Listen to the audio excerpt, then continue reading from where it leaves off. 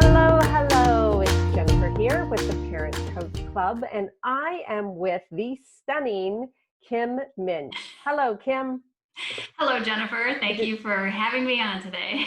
Oh, I'm so excited. This is the second time Kim has been with us, and if you missed her first video, please go on back and watch it. Kim tells us all about who she is, what she does, how she does it.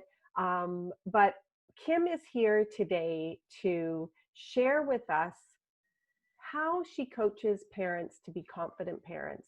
And I don't know about you, but I could sure use some of those skills that you have, Kim, to really teach people how to be confident, how to be sure about their choices, and how to just be the best confident parent they can be. So I want to just tell our listeners, our watchers, what you do, Kim, who you are, and how you came to be the real life parent guide. I love that. The real life parent guide who has a really down to earth perspective on coaching parents into their best selves. I work specifically with parents of adolescents, so those 10 and up to the mid 20s. Mm-hmm. How I got here is that I have 5 kids of my own.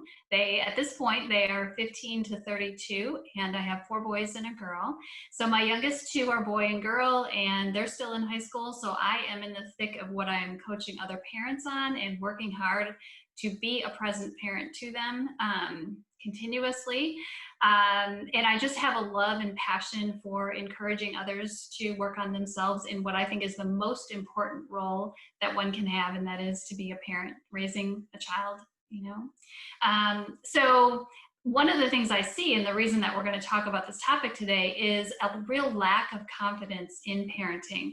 I think that there's a lot of incoming messages that parents get, a lot of information. Just like our kids get inundated with information, so do adults. Mm-hmm. And parents in particular, I think, really get bogged down by what am I supposed to do here? Or they have lost their ability to be in contact with their own intuition about their own children, and will seek to get information and seek validation and the answer outside of them. And I really help parents work on reconnecting with their own inner wisdom so that they can raise these unique individuals to them, to their greatest selves, right? All of our kids are different, and we shouldn't all just be, this is one step and the next and the next and the next. So the idea of parents having more confidence in themselves is really one of the things that I work on them with.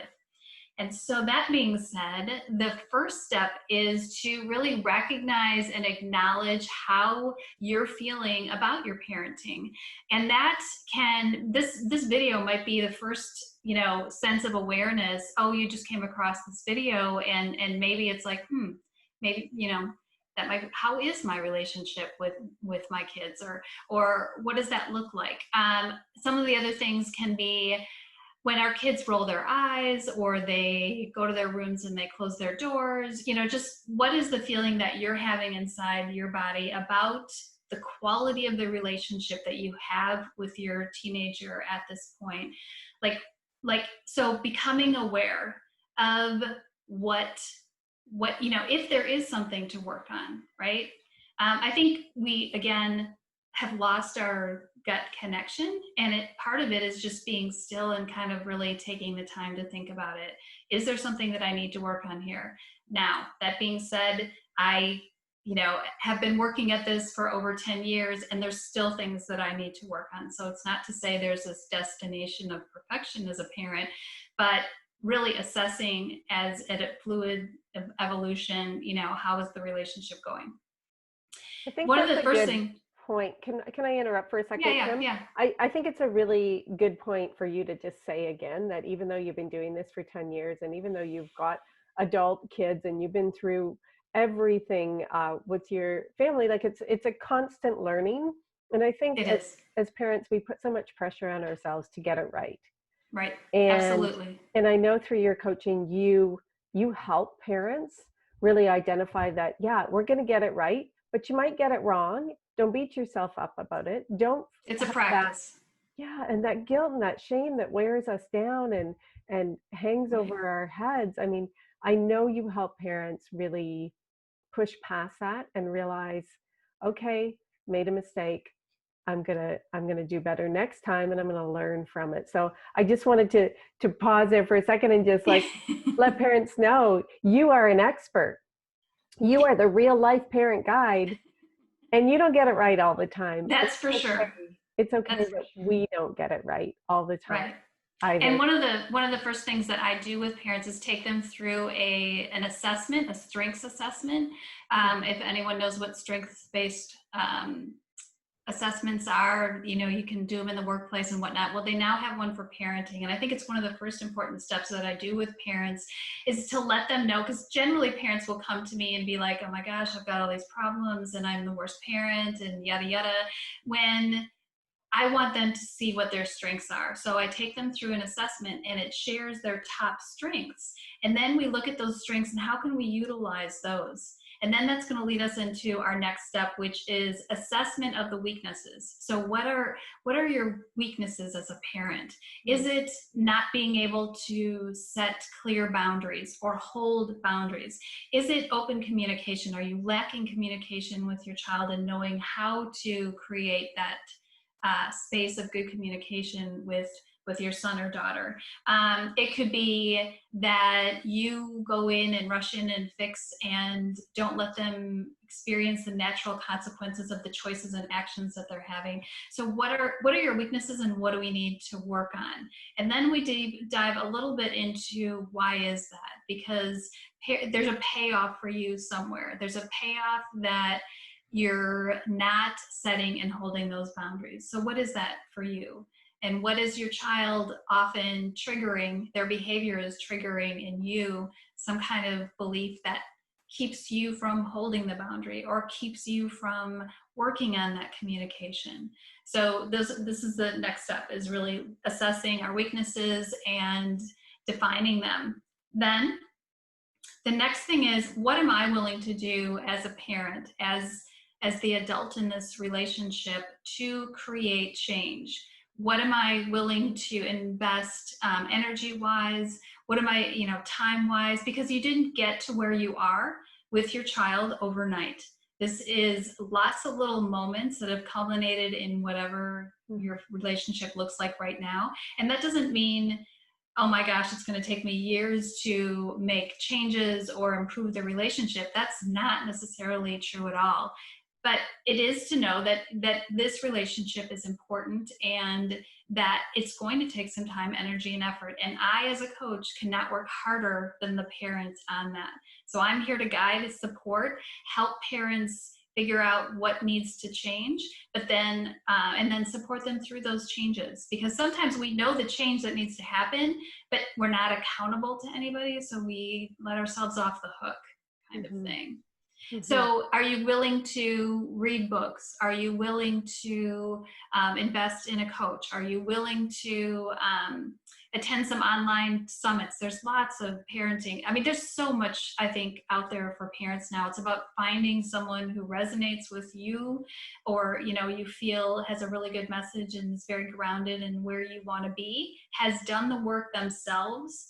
And this is, all goes into your step 3 of like, what am I willing to do? What am I willing to put into this relationship with my child? You cannot change the child, but when you change yourself, there's a ripple effect. Those around you will change, which is, why I've always said, I think that moms are the emotional barometers in their family. I really think that when mom is in a good place, it just ripples out into everybody else around them. That's why it's important for moms and dads, because dads are super influential and as well, but I think the moms are like the heart of the emotion. So and then our 4th step is to take action, right? Like to put, you may now know your strengths, you may know your weaknesses, you may know the changes that you want to make, you're willing to invest the time, energy, and effort, but it's the action, that last step. It's practice, practice, practice. If there's one thing that, I definitely say to my clients all the time, it's, this is this is not a sprint, it's a marathon, like it's the distance. And you might have some good days, and you might, some days you're going to be like, oh man, but to give yourself some grace, to give those around you grace when you need to do that, and tomorrow's another day. So That's wonderful, Kim. You just, I love how you walked us through the whole process of your coaching, because I think one of the reasons why parents are nervous to reach out to a parent coach like yourself is that there's a bit of unknown. Like, what is going to happen when I come to you and I say, I'm struggling, I need help in this? And it's really good that you just laid it out in 4 steps for us, that I'm going to take you from just really identifying your strengths and your weaknesses and figuring it out from there, and how the final step, you're going to be taking action and you're going to be making change in your family that could potentially transform your relationship with your children. So I love that. I love just that you, I think the only thing that could be better is just hearing you do this, but it was so clear. Like, just being that person, okay, maybe I'll sign up for that. You teach me how to be a confident parent. We'll go through. I'd be afraid to see what my weaknesses are, but I think the list would be long. But anyway, this isn't about me. This is about supporting other parents. And I love that you have those 4 steps where you take them from beginning to end. And also that you mentioned that it is, it isn't a sprint. You're not going to get there quickly in one session. And I know you offer a few sessions to parents where they work through this and they can implement the tools that you've given them, and given them time to really do the work. Mm-hmm. And I think it's about encouraging people along the way. Again, there are parents that I work with that maybe know the things that they need to be doing, and intellectually it's here, and their heart is wanting to do it, but it's about having someone encourage them along the way. And when they stumble, to be able to kind of say, well, here's what I see. What if you had done this instead, or try this next time? We have to realize the relationship with our children goes way beyond their adolescent years. This might be a very difficult, and it is at times, period of time, but this is also a really beautiful period of time where our kids are really unfolding into who they're meant to be. So our job is to support and guide them along that way. And sometimes we need our own guide in the process of that, myself included. So Thank you so much, Kim. So I know you offer a complimentary conversation with parents, a 20-minute. I do 20 minutes, to kind of hear what their situation is, and to offer a little bit more of who I am and why I do what I do, and what it would look like for us to work together. Great. So I am going to add the links of where they can find you. They can find you on the parentcoach.club website, but also your own website, reallifeparentguide.com. And real, 1 L. Yes. Real, real life. So no L-I-F-E. Parentguide.com. You can find Kim there. Grab the 20-minute complimentary conversation. Seriously, like, this has been maybe 20 minutes with us, and already you've shone a light on exactly how your coaching works. And I know it is invaluable and really does change lives. So thank you so much, Kim. Anything else we want to leave parents with today? Just really, I think it's the most important role that we can have in life, and it is a long-term role. And ask yourself, what kind of relationship do you want to have with your adult children one day? And I'm blessed to say that mine is very strong, and despite some bumps along the way, but I think that's the end goal, is to really be able to enjoy our young adult children. Yeah, and I can second that, because without parent coaches in my life, I'm not sure where my relationships with my kids would be right now. So I'm grateful for the work you do. And I hope parents do reach out to you for that 20-minute complimentary conversation, because it could absolutely change their life. So thanks for being here, Kim. Thank you. We'll see you again. Okay. Okay, bye-bye.